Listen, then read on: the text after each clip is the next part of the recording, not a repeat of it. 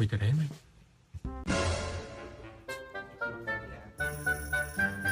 จงปรับแบบคายมาซองบอกเอาให้บ้านเลยนะติงเรนสิ mà chăm mi lôi tình rèn xí bông tình áo muối ban rèn xí ấy sủng phận nào ai chia tiền จงติงไอ้บ้านเรนซีไม่เจ้านะอยู่บองติงไหม một bài tình áo cái là nó hàng e-sport mà chốt đó chốt mina cả ban này tụi tôi ban cho năm là cái bởi song sum nàng yêu rèn chiết mong này từ đấy mơ hay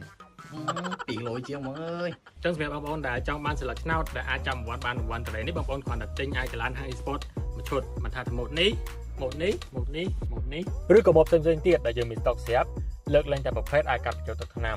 បងប្អូនទិញឯមួយឈុតបានសិលឹកឆ្នោតមួយទិញ10ឈុតបានសិលឹកឆ្នោត10ចឹងបងប្អូនទិញកាន់តែច្រើននឹងមានឱកាសឈ្នះរង្វាន់កាន់តែច្រើនហើយរង្វាន់នោះក៏មិនមានតែតែមួយផ្លែហ្នឹងដែរនឹងមានរង្វាន់ទី2កតាប1រង្វាន់ទី3កៅមួយឈុតទៀត